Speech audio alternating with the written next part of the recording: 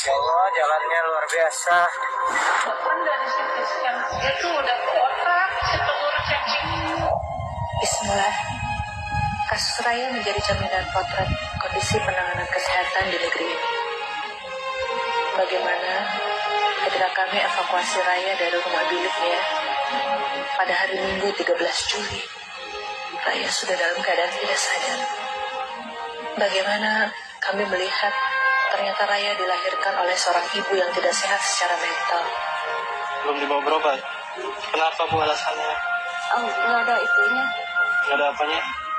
Biaya. Sehingga saat itu sudah terbersit di hati ini. Bagaimana ibunya bisa mengurus dan membesarkan Raya dengan baik. Ketika Raya kami larikan ke IGD RSUD dan malamnya langsung harus masuk picu. Kami baru menyadari ternyata Raya tidak memiliki kartu identitas yang otomatis tidak memiliki BPJS, baik yang bantuan pemerintah apalagi yang mandiri. Sehingga kemudian kami jaminkan Raya ke bagian admin rumah sakit dan kami diberi kesempatan 3x24 jam untuk mengurus identitas dan BPJS. Dengan catatan, bila lewat dari 3 hari, maka administrasi Raya otomatis akan dicatat sebagai pasien dengan pembayaran tunai. Dan mulai dari hari pertama Raya masuk picu, perjuangan berat dan kesabaran relawan kami betul-betul diuji. Relawan kami dioper-oper dari satu dinas ke dinas lain untuk mendapatkan bantuan BPJS subsidi pemerintah bagi Raya, berkejaran dengan waktu yang hanya 3 hari, dari Dinsos Kota ke Dinsos Kabupaten, sampai juga ke Dinkes Kabupaten, dan diarahkan lagi ke Kabit Lim Jansos. Dari Kabit Lim Jansos dioper lagi ke Dinkes, dan kemudian mendapatkan pernyataan Dinkes Kabupaten tidak punya anggaran dan MOU dengan RSUD Kota, dan bahkan memberikan solusi agar Raya yang telah berhari-hari dalam keadaan koma dipindahkan saja ke rumah sakit Kabupaten Jampang. Ke semua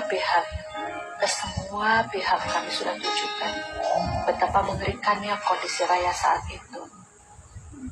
Kami tunjukkan bagaimana cacing gelang sepanjang 15 cm ditarik keluar dari hidungnya dalam keadaan hidup, juga keluar dari mulutnya, dan ratusan cacing keluar dari kemaluan dan anusnya dalam keadaan sebagian besar hidup. Kami tunjukkan Raya kondisinya kritis.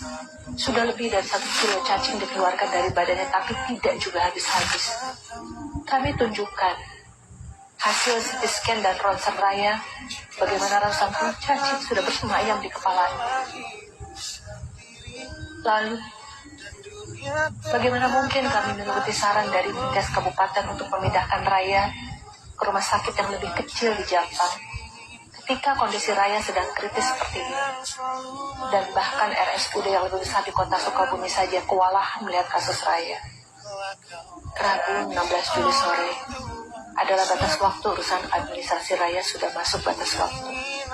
Status pembayaran Raya otomatis terhitung pembayaran tunai dengan penanggung jawab kami, Rumah Teduh Sukabumi. Posisi tagihan di hari ketiga sudah mencapai belasan juta.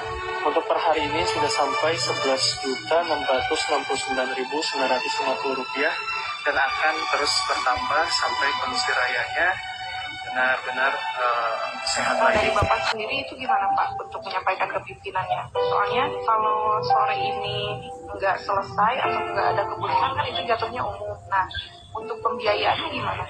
Itu kan pimpinan, saya kan nggak bisa bagaimana saya juga hanya menyampaikan nanti mungkin memberikan informasi bukan dari saya, dari semua, dari dinas sosial, nanti juga ada gimana keputusannya dari kami juga akan ke pimpinan.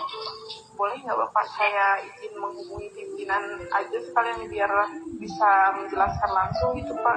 Soalnya kesian juga ini pasien tidak mampu sama sekali, orang tuanya. Kondisinya sekarang tidak ada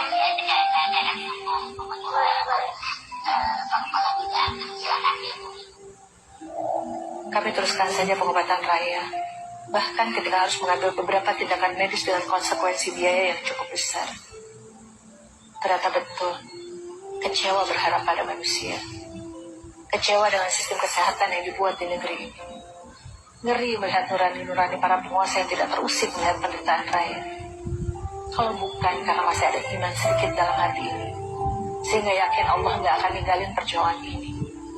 Ingin rasanya ikut-ikut angkat tangan dan membiarkan saja mereka, para apa terkait yang harusnya bertanggung jawab. Tapi ya Robbi, bagaimana kami tega melihat kondisi Raya yang sudah lemas, karena semua nutrisi dan oksigen dalam tubuhnya habis terhisap oleh ratusan cacing-cacing ini. Ayah, Nak, kami nggak pernah nyerah. Walau rasanya makin pesimis lihat Raya yang nggak juga membuka mata. Kami nggak nyerah, Nak. Sampai Raya yang kemudian menyerah kepada panggilannya. Berpulang pada Kamis 22 Juli 2025. Di sore hari bertepatan ketika Iin baru saja menyelesaikan syuting podcast di Cinta Quran Bogor.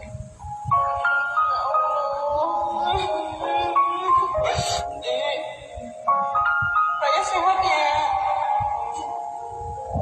Ketika Raya meninggal, tagihan rumah sakit menunjukkan angka hampir 23 juta. Menyesalkah Iin? Karena setelah habis-habisan ternyata Raya meninggal juga. Sama sekali enggak, Nak. Enggak sama sekali. Bagaimana Iin bisa tahu Raya akan meninggal setelah 9 hari dirawat? Enggak pernah ada yang tahu kapan ajal akan datang. Tugas kami, Nak, hanya berusaha mendampingi maksimal perjuangan Raya